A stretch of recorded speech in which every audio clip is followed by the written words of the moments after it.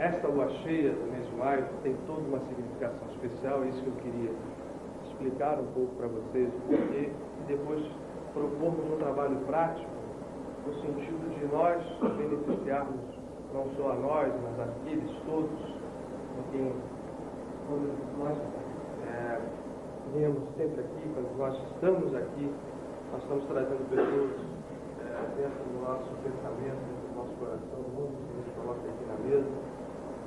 Então, aproveitar isso praticamente, para que esse benefício se estenda também a essas pessoas que nós trazemos conosco. Quero pedir desculpas a vocês, porque a aluna se vai um pouquinho, com a virose, que ela vai, volta, fica e vem, e de repente chega perto dessas horas, que ela aparece com mais intensidade. Eu queria muito que nós, então, mantivéssemos a vibração que está aqui presente. Vocês com certeza sentiram isso na meditação anterior, que está atuando aqui em nós, e transformássemos isso num trabalho prático, efetivo, com benefícios para as nossas vidas. São momentos muito importantes em que existem conjunções vibratórias que o plano espiritual se manifesta com intensidade. Quem estará apto para receber, recebe. Então, eu queria explicar um pouquinho primeiro para vocês sobre o que seja essa lua cheia de maio, o que seja um pouco o trabalho do Buda. Nós falamos sempre dele aqui, mas acho que nunca é demais a gente lembrar. Encarado sob o ponto de vista da unicidade, o trabalho do Buda, fora de qualquer religião que se sistematizou a partir da vinda dele na Terra, é um trabalho de importância fundamental.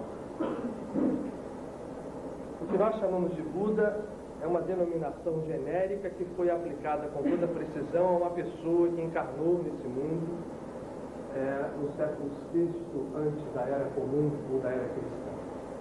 Encarnou-se no reino que hoje é geograficamente o território do Nepal. Naquela época não havia essa divisão geográfica, então a Grande Índia, que não havia uma unidade também de um país chamado Índia, era uma composição de vários reinos. No reino do norte, no Nepal, junto ao Himalaia, encarnou-se um ser com uma missão específica que ele cumpriu com grande precisão. Esse ser nasceu filho de um rei, o rei Suddhodana, e de uma rainha Mayadevi, um reino pequeno. Quando a gente fala em reinado, a gente tem que dizer reinado geograficamente, não é o reinado como a gente conhece, é uma extensão geográfica pequena. E como príncipe teve todas as regalias da parte do seu pai, sendo afastado de todas as vicissitudes da vida. Todo mundo conhece um pouco essa história. Ele foi até a idade de 20 e poucos anos, mesmo casado, posto à parte, e a gente não sabe até onde isso é real, histórico ou simbólico, mas não importa, a parte das lutas da vida. A ele só era dado de haver o lado bom, o lado fácil, uma completa ausência do sofrimento. Ele que era um ser espiritualmente poderoso e fisicamente poderoso, era um príncipe, como o príncipe expressava com o seu corpo físico, era um atleta, era um ginasta, era uma pessoa de dotes físicos importantes, ao mesmo tempo intelectuais. Ele estava afastado do mundo. Até que um dia, ele, tomado por uma inspiração superior, sai dos arredores da cidade e começa a ver a vida ao encontrar uma pessoa velha, uma pessoa doente e uma pessoa morta. Simbolismo ou não, até aquela idade ele não conhecia os fatores velhice, doença e morte. Isso chocou profundamente e fez com que ele mudasse completamente o rumo da sua vida. O príncipe Siddhartha, então, já casado e já com um filho pequeno, abandona o seu lar e vai realizar uma busca que primeiro se faz usando os métodos da época, e aí sim que a gente pode entender a missão dele. Dentro de uma Índia, onde a espiritualidade era só a tradição, a gente está falando de uma Índia que tem 5.000 anos de história espiritual, uma Índia que tinha já recebido encarnados o Bhagavan Krishna, enfim, Rama, e todos os avatares que surgiram previamente a Buda já haviam encarnado e já haviam saído. Mas ainda assim havia algo que fazer. E ele, 600 anos antes de Cristo, nessa Índia, sai para buscar nos instrumentos que estavam à disposição a resposta para aquilo. O problema da dor, o problema do envelhecimento, o problema da morte. E ele passa por uma série de experiências espirituais, inclusive com brahmanes, aquelas pessoas que hoje a gente conhece as figuras físicas, com aqueles cabelos enormes, todos sujos, fazendo penitências físicas ultra rigorosas. E ele faz isso tudo seguindo a receita, tintim por tintim, e não atinge a resposta, não atinge aquilo que ele chamava da iluminação. Esse processo é muito interessante porque ele tem tudo a ver, hoje também, esse processo pode se projetar a qualquer momento nas nossas vidas e no nosso modo de encarar a vida também. Pois, de repente, ele percebendo isso, ele abre mão, a gente podia abrir a porta, hoje não está calor, mas acho que esse processo de iluminação não necessitava de coisas externas rigorosas, nem de processos cristalizados no tempo. O que acontecia naquela Índia de 5.000 anos de história?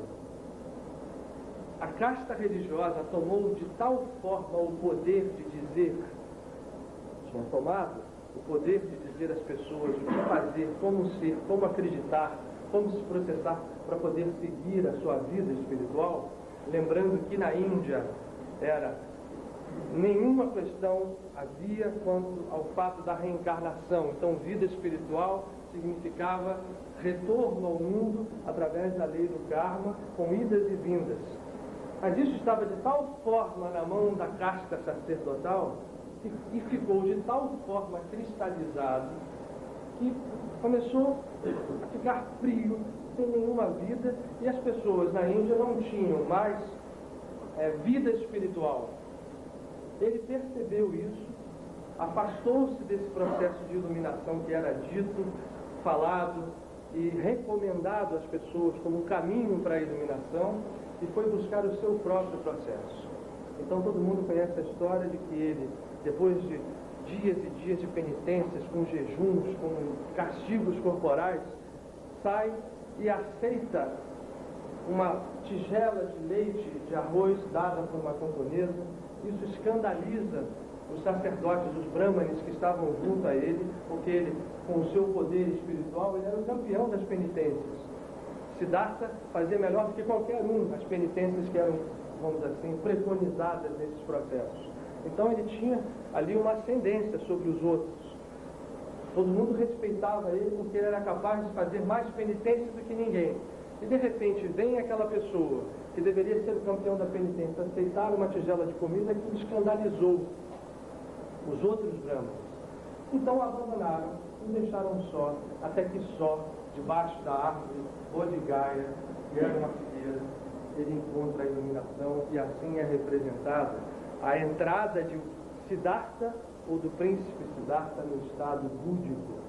E por isso ele ficou chamado de o Buda. E a gente precisa entender que o Buda não é um nome próprio, é um estado que em todos nós está imanente, está dormente. Nós todos somos Budas em potencial, ou Cristos em potencial. Buda é uma outra denominação que nós podemos trocar a palavra para Cristo, ou podemos trocar a palavra para um ser angélico. Todos nós temos essa potencialidade. O que Siddhartha faz é seguir um caminho mais curto, um atalho, aonde ele, tirando fora toda aquela baboseira que era preconizada a dizer só se espiritualiza quem faz isso, segue aquilo outro, e mais aquilo outro, que estimulava as pessoas e mostra que há um outro caminho. E que esse caminho cada um deve seguir por si próprio. Tanto é que ficou a fama do caminho do meio, como caminho preconizado por Siddhartha. O Buda, então, na figura de Siddhartha, começa o que a gente podia chamar de uma grande reforma na religião hindu ou na religião brahmanista, aquela religião que a gente ouve, que foi Krishna, o grande arauto que demonstrou que a trindade hindu, Brahma, Vishnu e Shiva, eram os deuses que expressavam as forças criadoras do universo, mas aquilo caiu dentro de um lugar comum e ficou cristalizado na casta sacerdotal. O que o Buda faz? Uma grande reforma dentro desse processo e mostra que cada um dos seres está preso numa roda kármica porque quer, e pode se libertar ele mesmo dessa roda kármica, e que esse, na verdade, é o caminho que nós temos que fazer aqui. Então, os estados opostos do Sansara, que a gente volta e meia está usando essa nomenclatura aqui, essa terminologia, para explicar, Sansara é a ida e vinda num caminho sem saída, ou uma roda, que ora você está em cima, ora você está embaixo, em que você alterna posições, mas que está preso aquilo sem progressão, e o outro lado oposto, o conhecido Nirvana, que é uma palavra que ficou trazida para o idioma português, inclusive, e outros idiomas em inglês, como símbolo de um estado de beatitude. Também muito mal entendida essa palavra Nirvana. Buda foi acusado, inclusive, de ser ateu, por se recusar a nominar Deus, porque ele percebia que a causa primária da criação dos universos, da vida, não podia ser nominada. Então, ele optou por não nominar, retirar esse processo da sua preocupação, e ele disse, uma das coisas que ele disse, das muitas que disse e fez, não nos importa ficarmos conjecturando se há um Criador, se esse Criador fez dessa forma ou fez de outra. O que fica claro é que cada um de nós deve obedecer a um processo interior de romper essa roda dos desejos e atingir ao estado de iluminação e expressar essa iluminação nas próprias vidas. Isso nos liberta da cadeia das reencarnações sucessivas, aonde uma hora somos felizes, outra hora somos infelizes, uma hora estamos sob estado de doença, outra hora estamos no estado de boa saúde. E esses extremos, quando presos nós na roda do karma, na lei de causa e efeito, só fazem, na verdade, se suceder sem que haja uma solução final para a história. A gente anda muito pouco. O simbolismo da roda, ele é um simbolismo duro, porque roda é prisão mesmo, né? Ou seja, aquilo está rodando num mesmo lugar, ora nós estamos numa posição materialmente boa, ora estamos numa posição materialmente ruim. Numa vida, ora na outra, ou na mesma vida. E nós estamos no alto e no baixo da roda sem liberdade. O processo real não é bem assim. As reencarnações servem como fator evolutivo. Aí é onde os espíritas muitas vezes não conseguem perceber e se confundem um pouco nessa diferença de abordagem do budismo. Ele foi rigoroso no seu simbolismo. As reencarnações se sucedem com um ganho, claro que se sucedem com um ganho, mas esse ganho é mínimo quando nós não estamos despertos, quando não estamos iluminados. Se nós não estamos num estado desperto, se não atingimos um estado, se não o estado que ele preconiza como o estado do Buda, um estado próximo ou a caminho dele, nós, por não estarmos despertos, por estarmos em sono permanente, apenas entramos e saímos do plano físico, uma reencarnação após a outra, e isso não nos leva a avançar muito. São milhares, e tem instrutores espirituais que falam em milhões de reencarnações que se sucedem com pouco avanço da nossa individualidade em relação a esse estado que o Buda chamou de Nirvana. Enquanto que, se você trabalha pela sua iluminação, pelo processo de despertar interno, esse ida e vinda, esta ida e vinda, esse vai e vem da roda do Sansara se quebra e o processo se dá de uma maneira muito mais veloz. Buda, então, foi o grande sistematizador da reencarnação, como fator, primeiro, decisivo na evolução, e depois, como a liberdade da reencarnação através desse estado de despertar. E qual é a palavra-chave do processo preconizado pelo Buda? Que foi o primeiro a fazer isso, efetivamente, de maneira clara, tirando isso de dentro de uma série de misturas espirituais.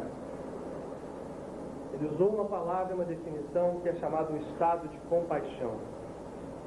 O Buda foi o primeiro a preconizar que nós, nesse estado interno de compaixão, conseguimos superar dificuldades, muitas vezes, que não se movem com outros tipos de postura interior. Então, ele foi o primeiro a preconizar compaixão como um fator não só evolutivo, como resolutivo na nossa vida. Quem estuda toda a escritura budista, quem estuda a maneira como ele se expressou, vê nas suas parábolas, ele também se expressou através de parábolas, de histórias que foram recolhidas pelos seus discípulos, sempre a compaixão como fator básico de revolução e de renascimento espiritual. Logo depois dele, um outro grande instrutor, Jesus de Nazaré, nascido dentro do judaísmo, vem completar esse trabalho, dizendo que a compaixão e o amor são extremamente importantes, mas levantando um outro véu, que ele denominou da lei da graça. Nós temos falado disso aqui, que ajuda esta lei da graça, quando entendida e quando trazida para nossas vidas, a romper também esta cadeia de ciclos de sânsara, de idas e vindas do plano físico, a qual nós estamos presos. Nós todos aqui estamos nesse estado adormecido, presos às circunstâncias que nos levam, ora num vento melhor, ora num vento pior, na vida e nas vidas, reagindo às circunstâncias. O nosso estado é um estado reativo, em que a circunstância se apresenta e a gente reage.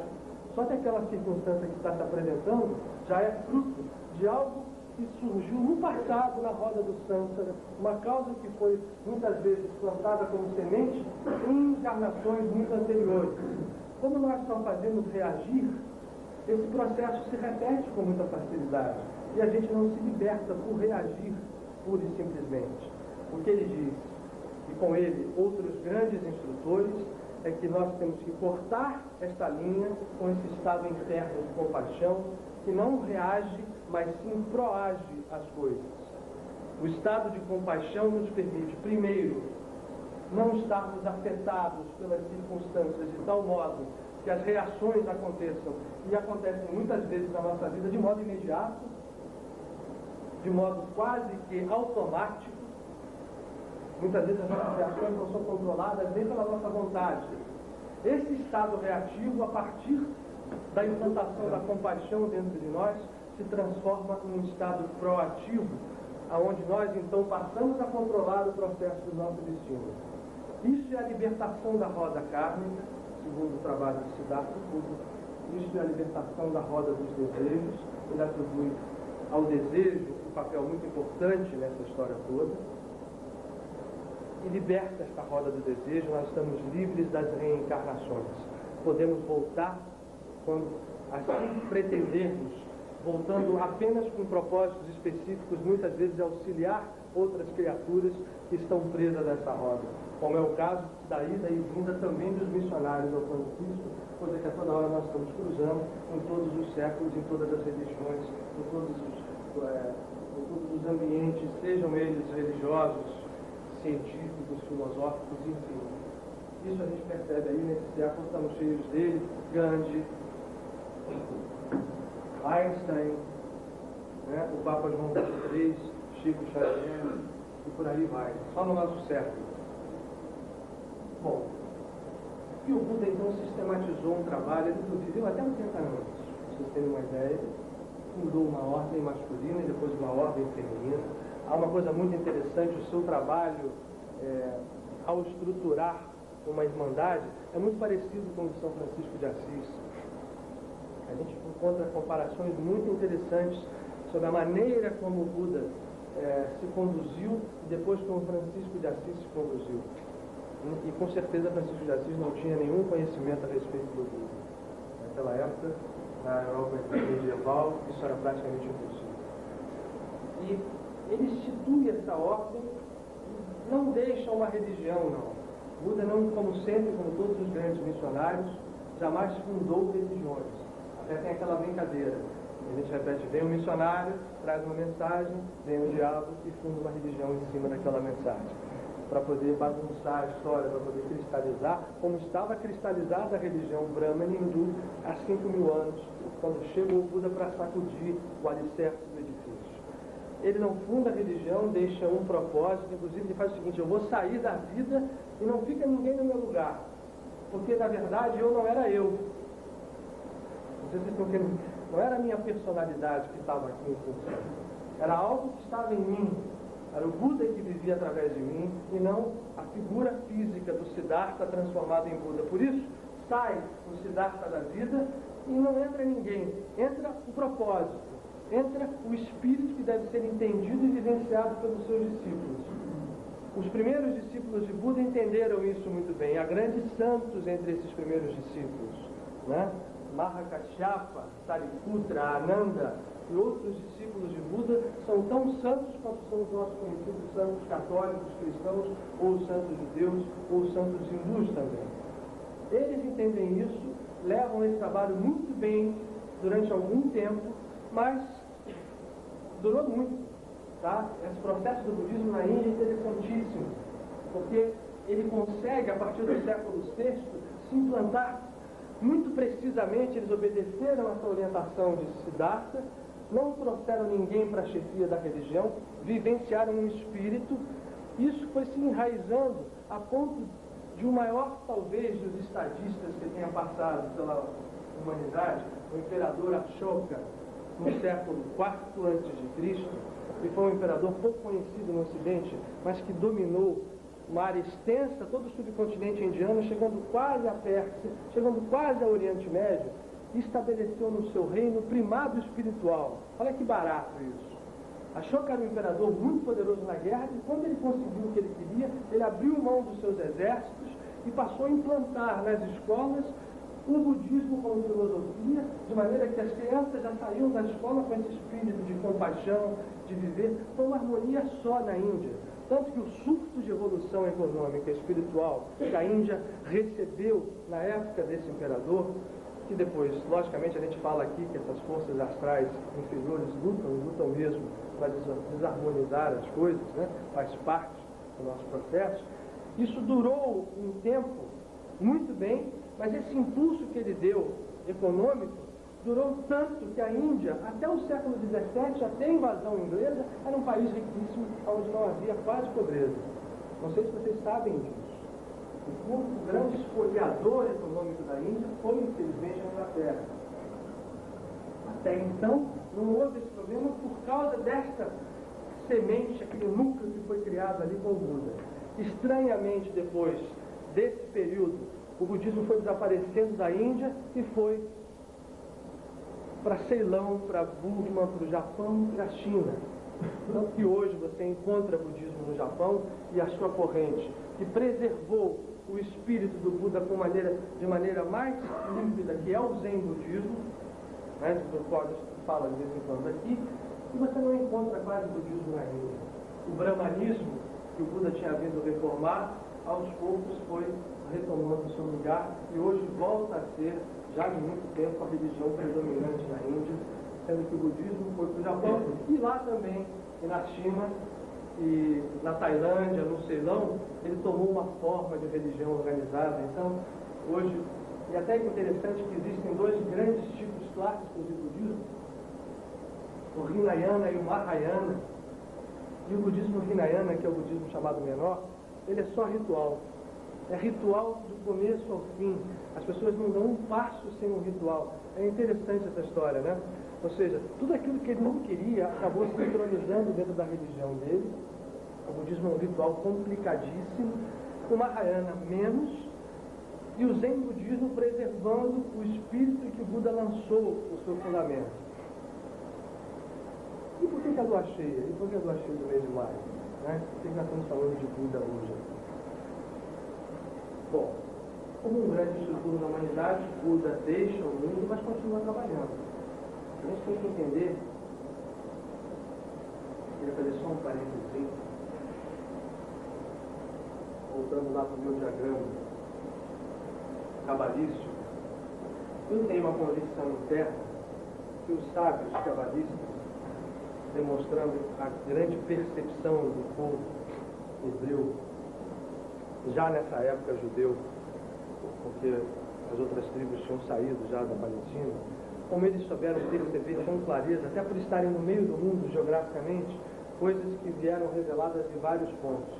Sem dúvida nenhuma houve um contato entre sábios hindus e sábios hebreus, na verdade, no fundo, essa história mostra que não é nenhum que passou para o outro. Isso tudo vem do plano superior, demonstrando a unidade da vida.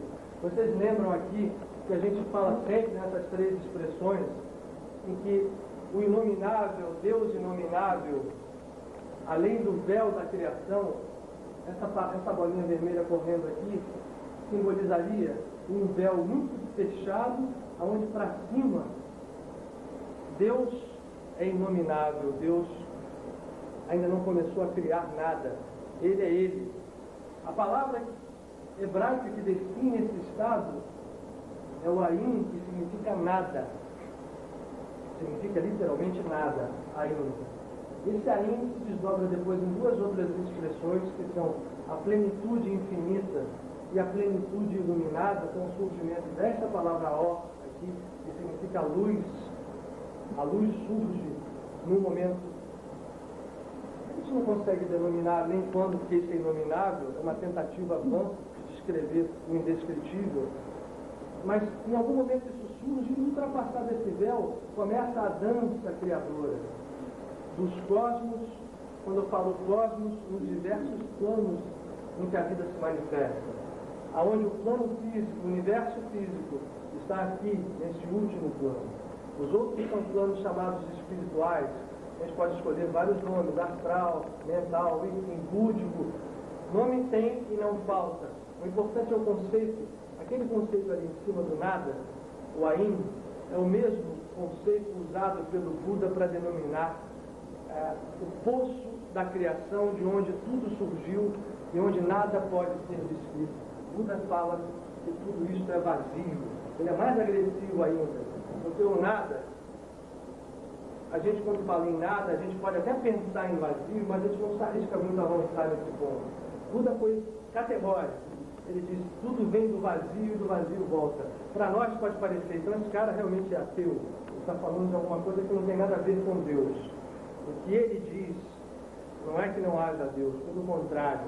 Ele percebe só que quando nós entramos em campos muito superiores da expressão da criação, nós passamos por véus aonde não tem sentido você denominar ou iluminar nada. E por isso ele usa a palavra do vazio como a fonte fundamental de onde tudo emana. E o estado do Buda, esse diagrama que está aqui, olha, é um diagrama hindu, mas que foi depois adotado dentro do budismo.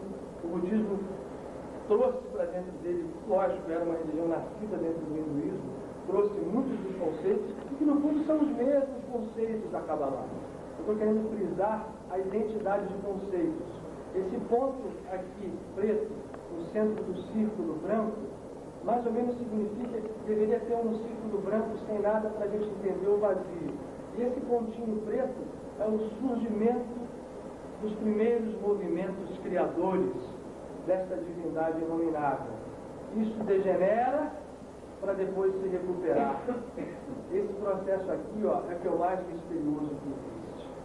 Essa degeneração, onde o uno se desdobrou no infinito, simbolizado aqui por esses muitos pontinhos, e depois esses pontinhos se acreditaram separados desse uno, ilusoriamente separados. Os pontinhos, só para sublinhar, somos nós, individualidades em todos os momentos evolutivos.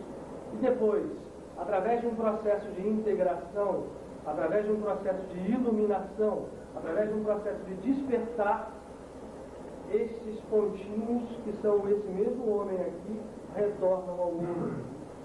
Na linguagem budista, estamos falando do vazio que dá origem às esferas, com todos os seus seres infinitos, que depois retornam de volta.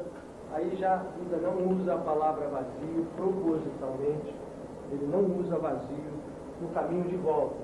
Ele não fala nada especificamente nas suas alocuções.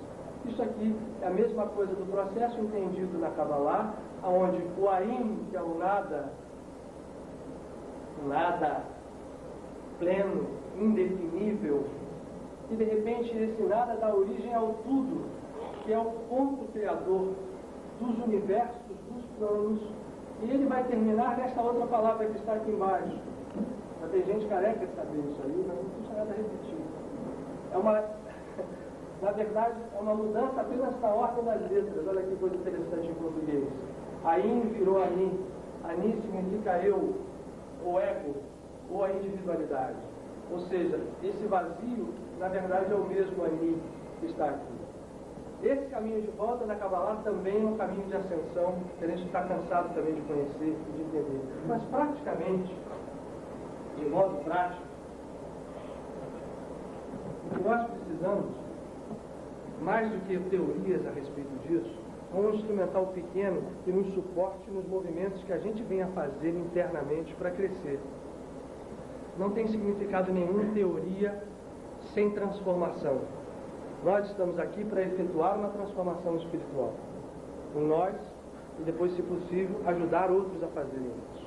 Então, esse processo é que, na verdade, mestres como o Buda deixam.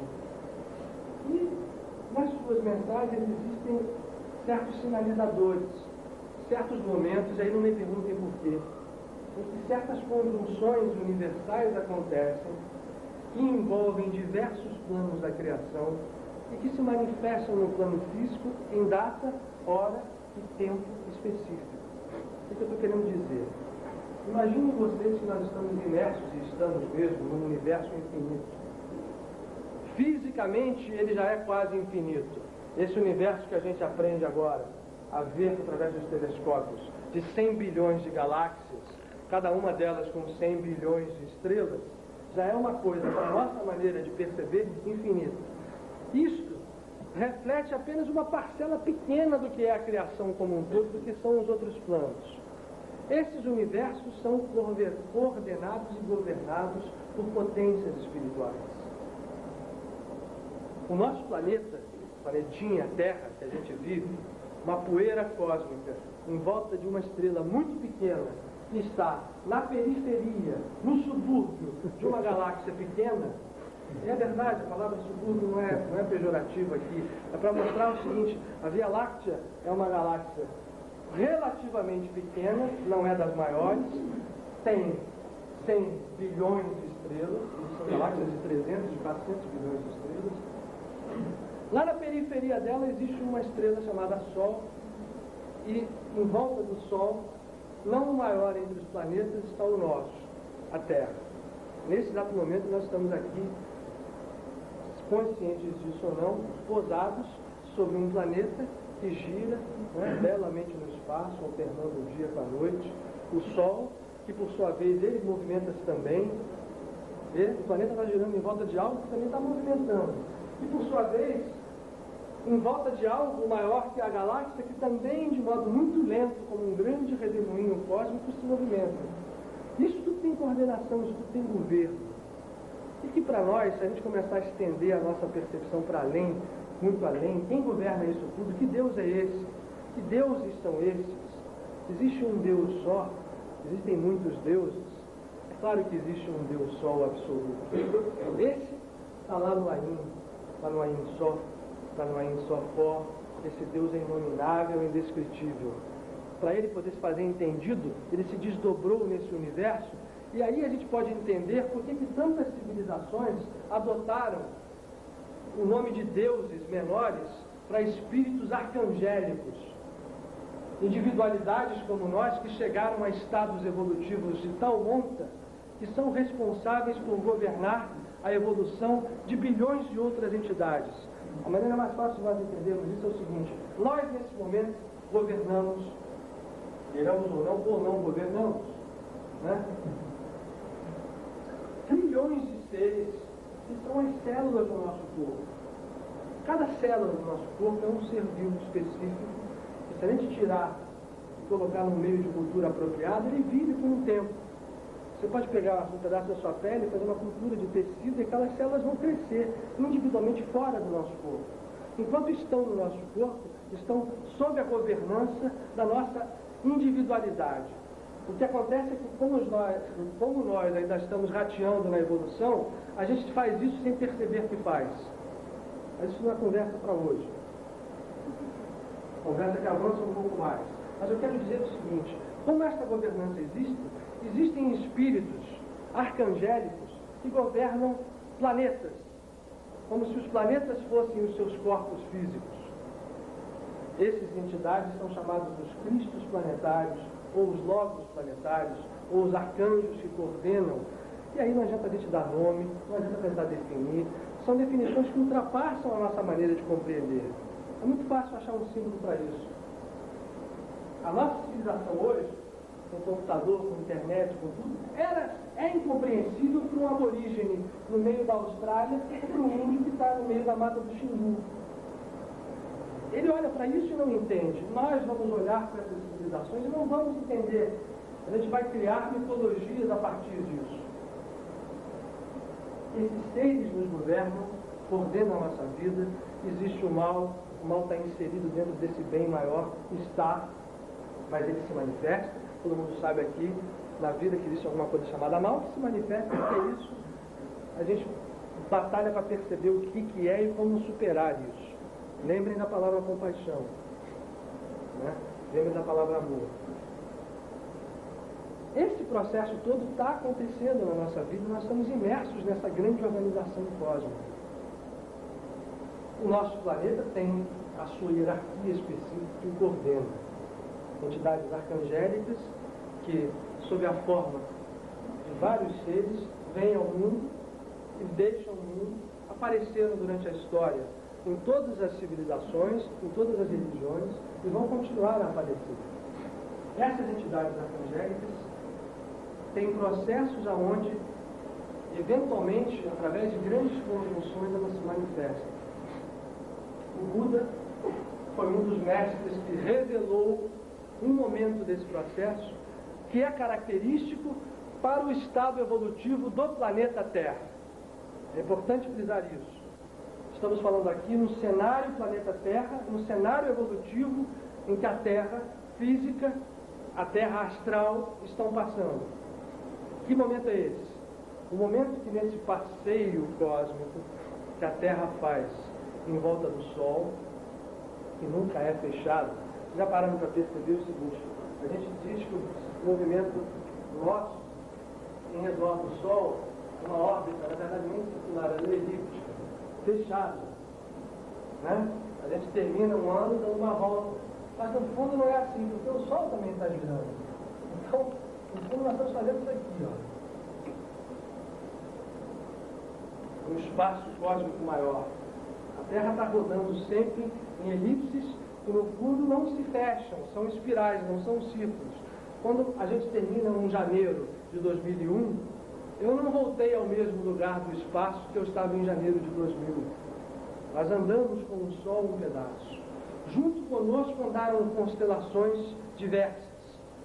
E queiram ou não as pessoas que debocham dessa história dizer que isso não importa, existe, para a especificidade do nosso planeta, um grupo de constelações que tem uma relação vibratória direta com a evolução planetária da Terra.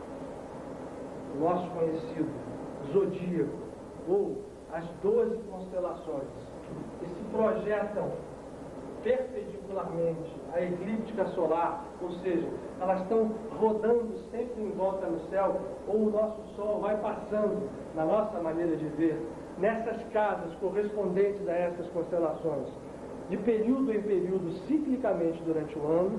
Esse estado de correspondência vibratória, e a gente já tem Einstein para nos ajudar a entender que o espaço é um ser vivo, o espaço é como se fosse um grande mar de geleca.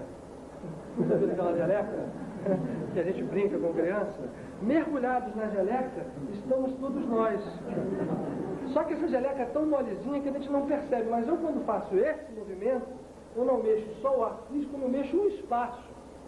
E os planetas e as estrelas, quando se movimentam nessa dança gravitacional, elas mexem essa geleca espacial, influenciam umas às outras em diversos estados de influenciação que superam em muito a nossa ciência atual. A ciência atual está começando a engatinhar para chegar muito de longe em algumas coisas que são repercussões desse processo criativo, que agora estão tomando forma de equações matemáticas ainda muito longe do que efetivamente acontece. Mas a sabedoria antiga nos fala, e não é só. É interessante que o zodíaco está presente no hinduísmo, no judaísmo, mesmo no cristianismo, no islamismo. Não há religião, não há conhecimento entre a religião egípcia em que essa percepção de que o zodíaco tem uma influência vibratória sobre o planeta não esteja sistematizada. Nos maias, olha aqui, ó, a gente tem teoricamente um oceano inteiro separando a civilização maia da civilização egípcia, da civilização hindu, e todos eles olham para o zodíaco e para as influenciações estelares como coisas importantes na vida. Muito bem. Esse movimento do zodíaco tem os chamados signos. E o Buda sistematizou muito a sua missão em cima de um dos signos capitais dentro da evolução humana. É o signo de Taurus, ou Touro, que é representado por uma constelação, exatamente a constelação de Taurus, ou Touro, que se manifesta com a sua plenitude influencial, vamos chamar assim, vibracional, sobre a Terra, entre os meses de abril, pedaço de abril, né? Entre o dia 21 de abril e maio. No hemisfério norte, primavera. No hemisfério sul, outono.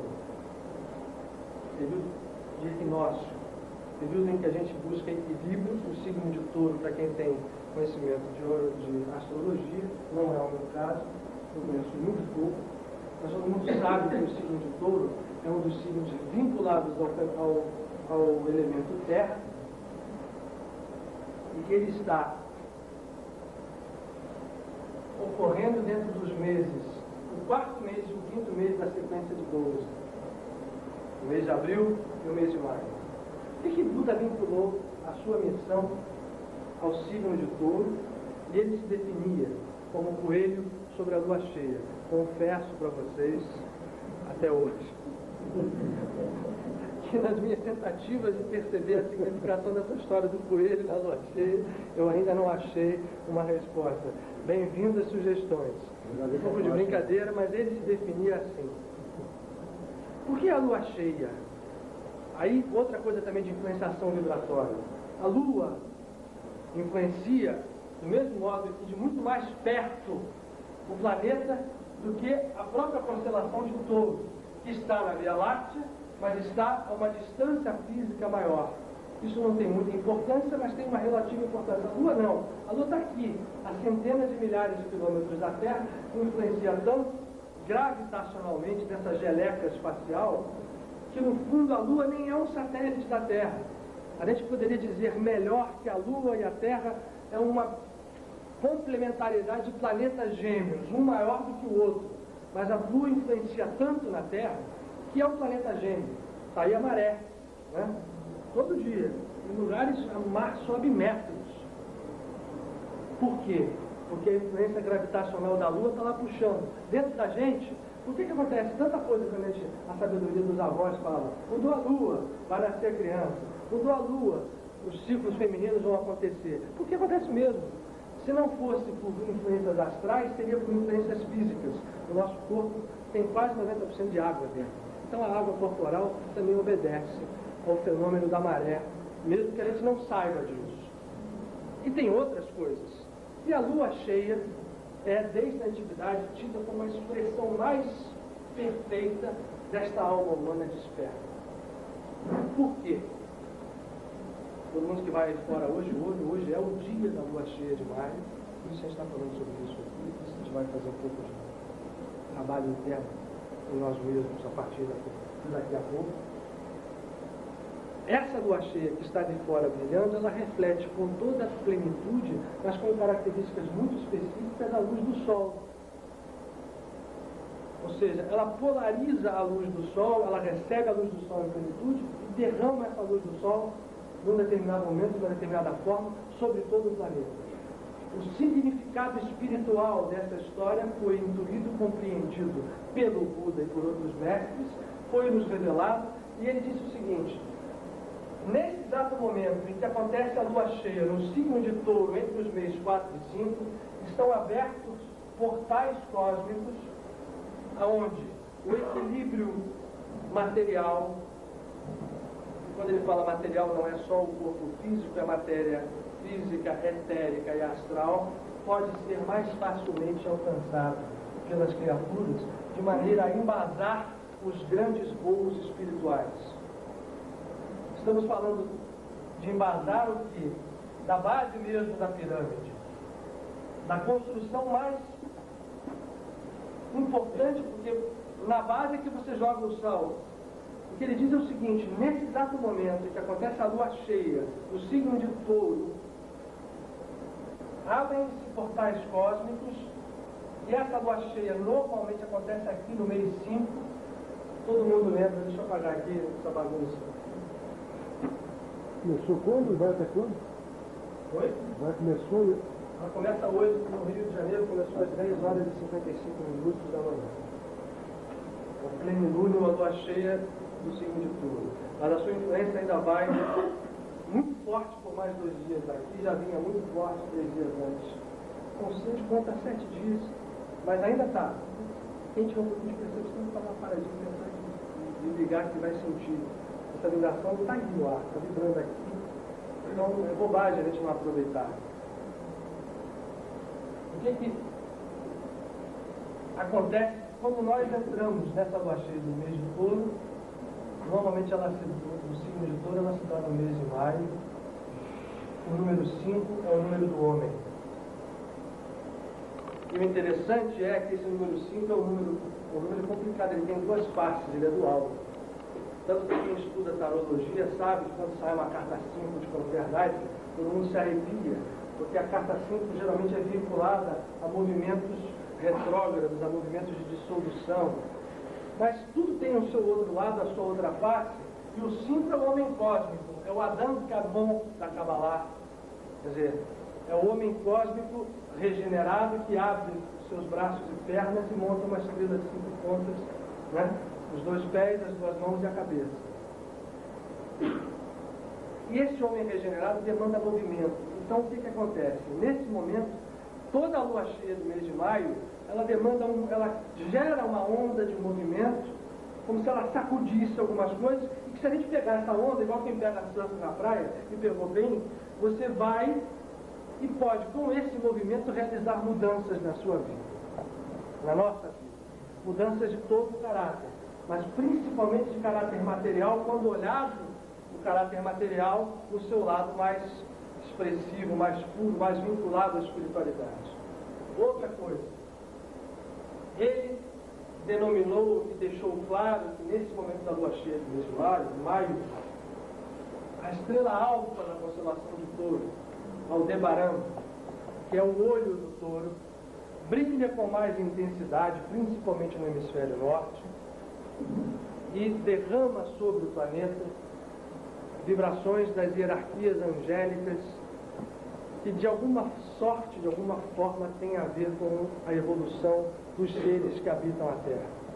O nosso Cristo planetário está em vinculação direta e imediata com as entidades arcangélicas que interessam a elas a evolução do planeta, e uma grande parte dessas hierarquias está situada na constelação de Touro, especificamente na estrela alfa Aldebaran.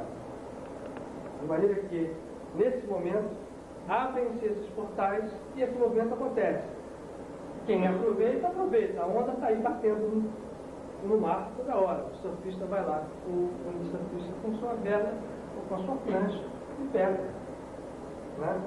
E a onda tem o seu movimento, acontece. Este é o processo. E aí, sabedores disso, os seguidores de Buda e aqueles espiritualistas de diversas origens realizam, isso é uma coisa que transita entre o símbolo e a realidade, né?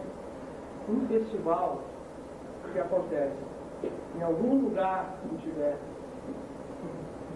que não é conhecido das pessoas, o festival de Vesak, ou Vesak, onde se celebra essa data do mês de maio, e se diz, conta a lenda, diz a tradição, que não tem por que desacreditar, né?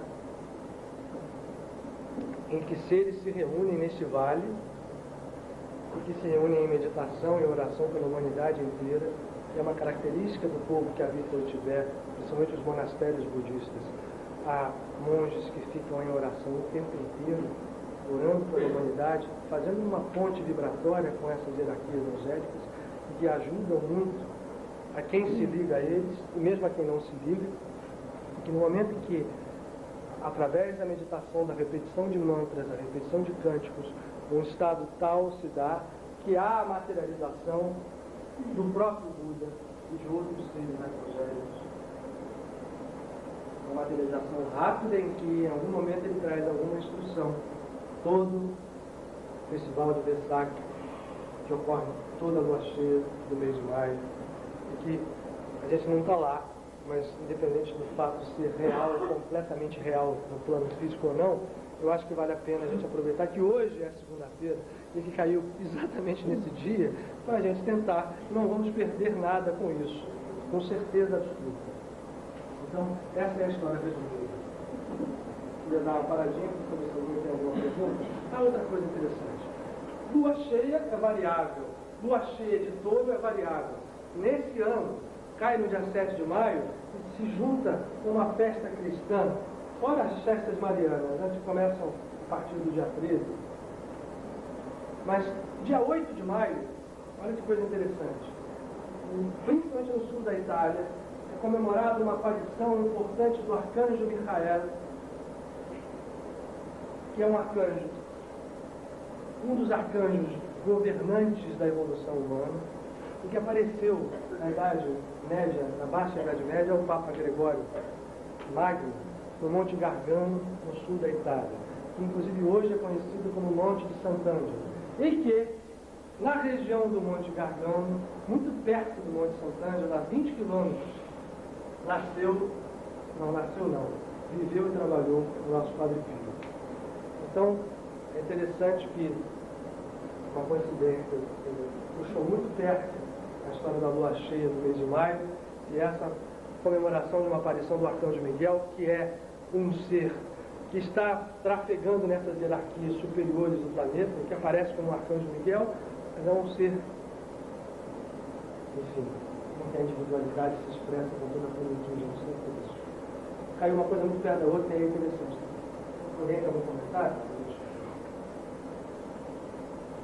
Porque hoje eu trouxe aqui uma afirmação que a ideia é que eu leia um pedaço aqui e a gente passa um conjunto de coisas aqui. Alguém tem uma pergunta, comentário? Não?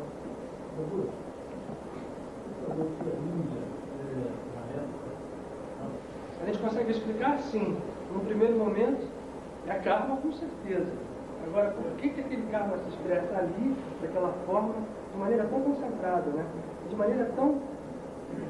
Chega a ser surpreendente hoje que a gente tenha lugares como existem na África, com um tipo de relação entre as pessoas que existem. Parece que não faz parte do planeta. Pois é. A gente corre o risco, às vezes, de fazer pré-julgamentos, julgamentos distorcidos, mas é uma coisa realmente que choca. Ou um processo muito grande de transformação de plano astral para plano físico está acontecendo ali, mas também se está acontecendo, por que a gente não faz para mudar? Nosso dever, como participantes do mesmo planeta, é estar trabalhando para mudar isso, né? No fim, talvez isso algum dia desperte entre as outras nações. Não são sempre os mesmos seres que entraram. Não. É um processo complexo, com certeza, mas aonde ele vai se enraizar a gente não sabe. Aí voltando àquela história do próprio Buda, não sei qual é a razão, mas eu poderia fazer alguma coisa, eu posso fazer alguma coisa. No fundo, essa história ainda não está hoje, os países ricos ainda não perceberam isso. Nós não percebemos isso. Não adianta botar a culpa, né, na sociedade como se ela fosse um corpo, um ser mais complexo e diferente da gente. Não, ela é um ser mais complexo, mas é expressão absoluta da gente. Da instituição Padre Pio. Bom, o que a gente vai fazer agora aqui, eu vou ler um trecho exatamente sobre a história do Festival da Lua Cheia de Touro. Eu leio uns pedaços e um outro nós vamos falar em conjunto como uma afirmação. Lembrando do porquê que a gente faz isso, eu não custa nada lembrar. É o mesmo princípio que obedece ao poder da palavra criador, do poder do mantra. A vibração sonora no plano físico tem um poder muito grande e quando ela acontece no plano físico, ela está acompanhada de similares ou harmônicos em outros planos. De maneira que quando a gente profere em estado de concentração uma frase de caráter espiritual, esse poder espiritual se manifesta. Então a ideia é que a gente, eu não sei nem quanto será, até a hora que a gente entrou aqui, a lua cheia estava lá, brilhante, enorme no céu, não sei como está agora, mas essas vibrações podem ser trazidas aqui para nós, conjugadas por todos nós numa força única, e isto servir como combustível, e mais do que combustível, a própria máquina de auxílio, de transformação, não só para nós, vamos repetir, como também para todos aqueles que a gente trouxe aí os nomes, e que a gente não tem o nome, mas está com o nome guardado dentro das mãos. Então, isso foi divulgado no Ocidente por um mestre tibetano, Svalo Kuru, não sei se essa maneira de pronunciar, DK, não mais fácil, D.K. Essa instrução que esse mestre passou, ele tornou visível a história do festival. Então ele diz o seguinte, e ao dizer desta meditação que nós vamos, trata-se de uma meditação que tem por objetivo colocar você em contato com a sua própria alma, com a alma da humanidade, com a alma do mundo, com o seu mestre, com os anjos solares, com os Elohim, que são as hierarquias arcangélicas mais elevadas, tanto que no Gênesis hebraico, na Torá, Deus, que a gente chama de Deus em português, no Torá no princípio, os Elohim criaram o universo, dizendo, faça-se a luz. Então isso é muito interessante, porque nós estamos falando no Torá de uma criação muito próxima de nós. Não estamos falando no Deus inominável, né, no Aim, lá de cima. Estamos falando já numa hierarquia arcangélica, ela está lá literalmente no Gênesis. No princípio, os Elohim disseram, faça-se a luz. Então, nós estamos entrando em contato com seres arcangélicos que são Deus para nós, porque mas não são o absoluto, não são o iluminado, não são o ser único. Como nós, eles têm dentro deles uma semente desse ser, só que neles está florescida, crescida, árvore frondosa, cheia de frutos, poderosa, e na gente ainda está numa semente pequenininha, esperando para germinar. Essa é a diferença. Então a meditação deve ser realizada, diz aqui, no decorrer da semana da lua cheia, onde nós estamos. Né? A ligação com os Elohim estende essa comunicação até os centros de luz mais longínquos e aos centros de luz que estão dentro do nosso corpo. E eu vou ler então, e o que nós vamos repetir é uma invocação. O grande responsável por difundir essa invocação, a grande responsável é a escola teosófica. Quem conhece teosofia vai ouvir isso aqui, não vai achar, vai reconhecer que é uma invocação que já está em uso desde o final da Segunda Guerra Mundial. E o que se preconiza é que você possa passar para mais pessoas, de modo que numa corrente progressiva, geométrica, o maior número de pessoas fazendo essa invocação realmente promova a materialização na Terra de processos transformadores efetivos. Diz então o tratado: eu confio na existência do Cristo, eu confio na existência da hierarquia da luz, eu confio na verdade de que todo homem é uma centelha da vida de Deus. É a realidade que sempre desabrocha e floresce vitoriosamente. O amor é a verdadeira expressão da vida de Deus. O amor é, essencialmente, a compreensão da fraternidade. É o reconhecimento de que nós somos todos filhos do Pai Uno. E, por conseguinte, o amor que nos une é também e sempre piedade, compaixão, compreensão e paciência. Existe, pois, uma interação, uma unidade muito íntima entre o meu corpo físico, o sistema solar e o sistema galáctico. O meu coração é a própria pulsação solar, quando isto é compreendido e vivido. Eu sou amor, pois. Eu sou um centro de amor divino. Cada dia mais e melhor manifestado aqui na Terra. E eu confio nisto plenamente. Esse trabalho divino de me transformar em amor está sendo feito pelo próprio centro do amor do universo. E com gratidão, eu entro agora em contato com esse centro infinito, aonde reside e mora a luz, e de onde se manifesta a consciência. E nesta consciência eu sou e permaneço.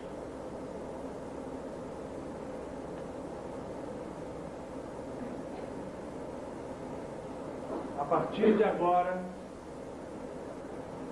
dando sentido às palavras, o meu corpo mental está sendo preenchido por muita energia e expandido para abrigar novos valores transcendentais.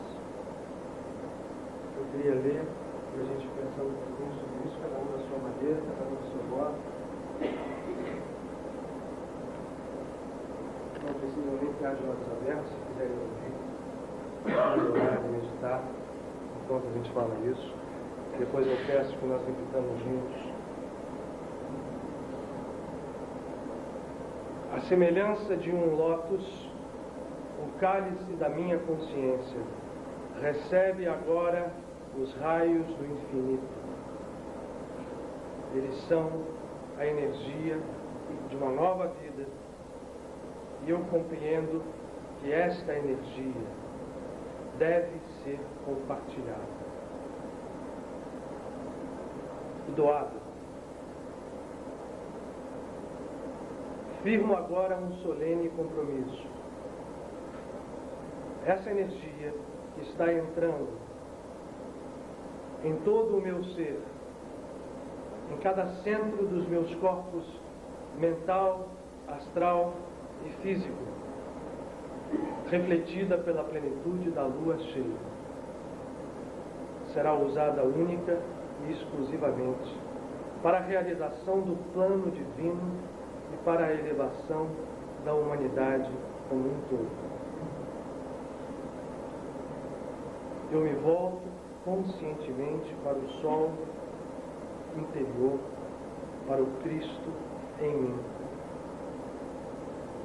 Eu permaneço nessa consciência. Não só no dia de hoje, mas em todos os dias futuros, envolvendo a tudo e a todos com amor, com sabedoria e com compaixão.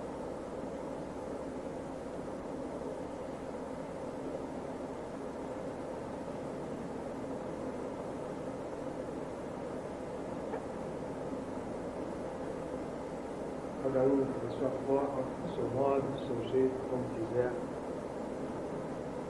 Procurar perceber a efetiva presença da divindade a todo instante. Isso é uma verdade cósmica. Deus vibra o tempo inteiro, além do tempo e do espaço. Mas se nós estamos mergulhados no tempo e no espaço, esses momentos em que o tempo e o espaço estão envolvidos se tornam importantes. E por isso, que essa lua cheia possa ser entendida como um momento sagrado em que a face maternal de Deus Mãe, vibra e atua sobre nós.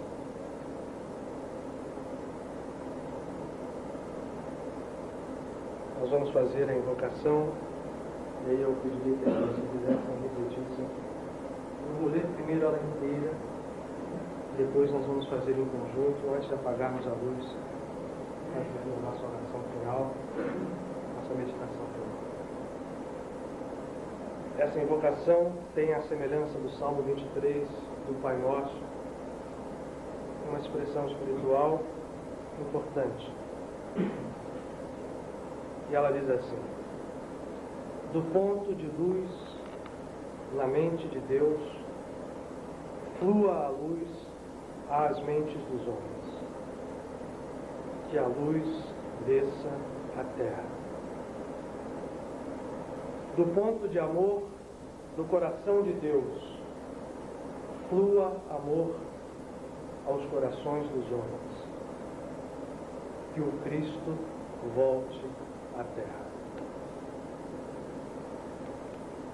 Do centro onde a vontade de Deus é conhecida, guie o propósito às pequenas vontades dos homens. O propósito que os mestres conhecem e a que servem.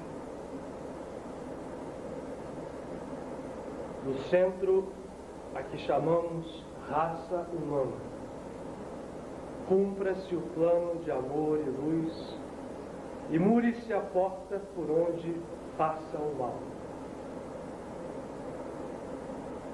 Que a luz, o amor e o poder restabeleçam o plano na terra.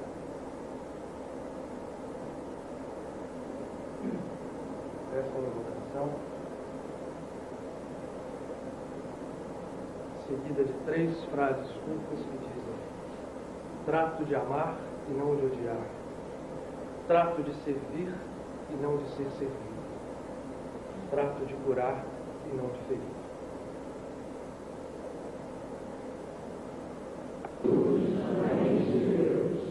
Flua a luz às mentes dos homens, que a luz desça à terra. Do ponto de amor no coração de Deus, flua o amor aos corações dos homens,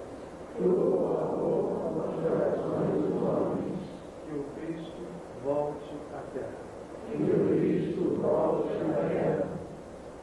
Do centro onde a vontade de Deus é conhecida, guie o propósito às pequenas vontades dos homens.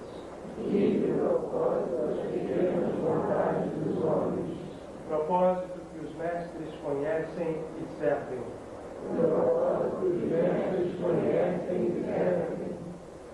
Do centro a que chamamos raça humana,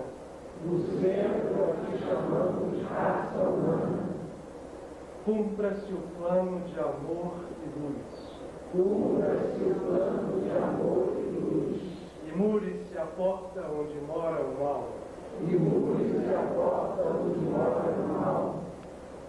E a luz, o amor e o poder restabeleçam o plano na terra.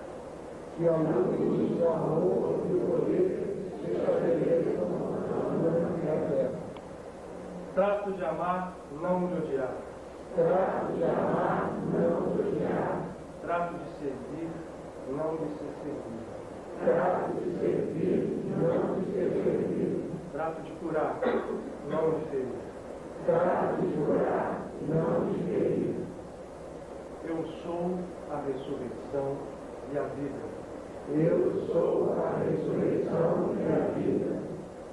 Eu sou um servidor do mundo.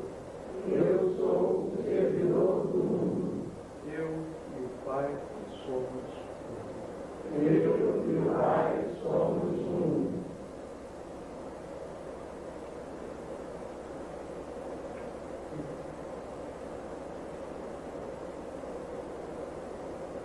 Vamos apagar a luz?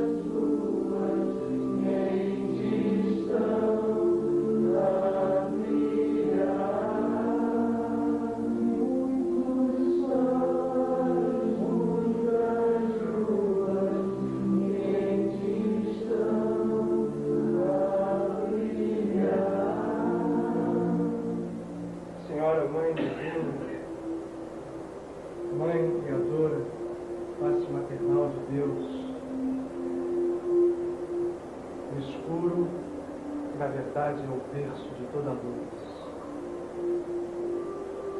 Deus, Mãe, que é em verdade o Deus que cria, o Deus que transforma, o Deus que regenera, o Deus que perdoa, o Deus para a quem um filho, quando retorna, jamais falta a ele resposta. Deus bom. Pode ser repetido em cada mulher, cada uma, toda mulher, todo ser que reúne a vida da vida.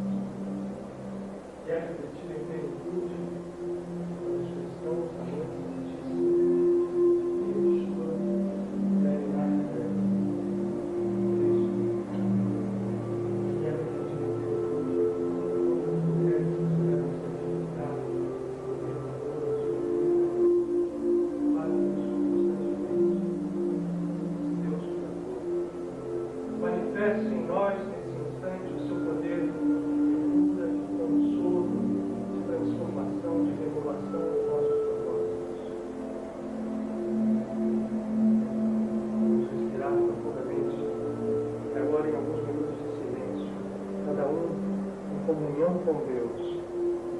buscar pelos caminhos da meditação com a oração, esse encontro, esse saborear da presença infinita da Mãe Divina,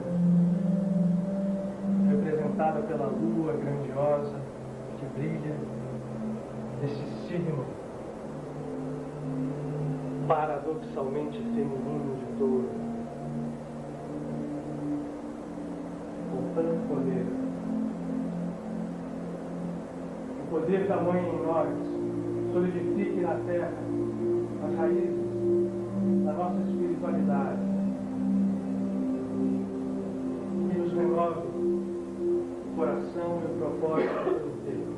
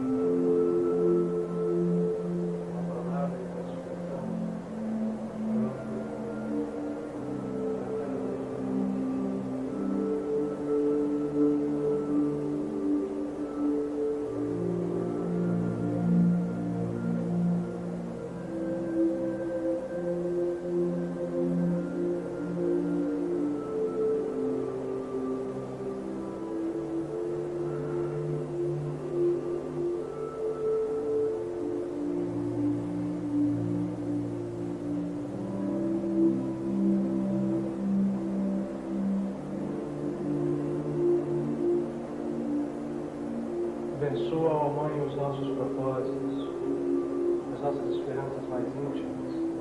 Responde a nossa oração. Ouve o nosso grito, que não é de desespero, mas é de expressão do nosso ser. E quer, sem mais demora, se unir ao teu, dissolver em nós a ilusão dos milênios, o egoísmo, o cruel, os erros que todos nós, sem exceção de nenhum de nós, tem deixado de cultivar. A compaixão, para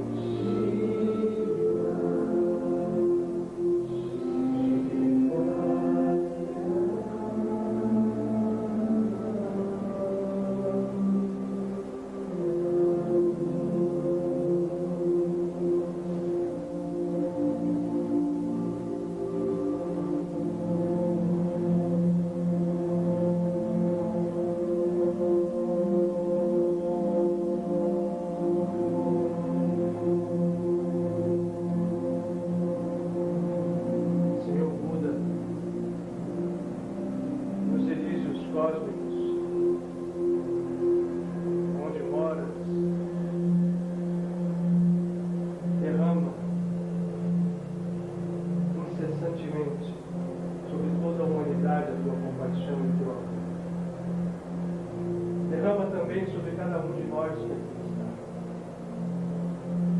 simbolizando esta luz, a luz doce e clara, a luz cheia,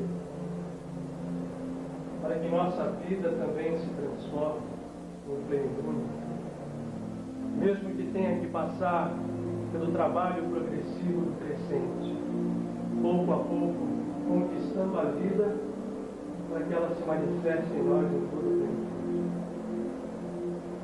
Derrama sobre nós esta luz e esta cura, e sobre todos aqueles por quem nesse momento oramos, cujos nomes trouxemos escritos nesses papéis que pusemos sobre a mesa. Seres amados que compartilham conosco a vida física e outros que já dela estão libertos, que eles possam refletir também, todos eles, cada um em sua necessidade, a plenitude dessa luz. Senhor, cuida. Tu que vives aonde a unidade brilha através da diversidade, onde tudo é um. Guia-nos também para esta unidade dia a dia, passo a passo, vitória a vitória. Rompe as cadeias, imura a porta do mal. Ilumina aqueles a quem amamos, nossos entes queridos, filhos, pais, maridos, mulheres. Ilumina aqueles a quem estamos aprendendo a amar. E até agora tem sido nosso desafio. Ilumina com a força da tua compaixão.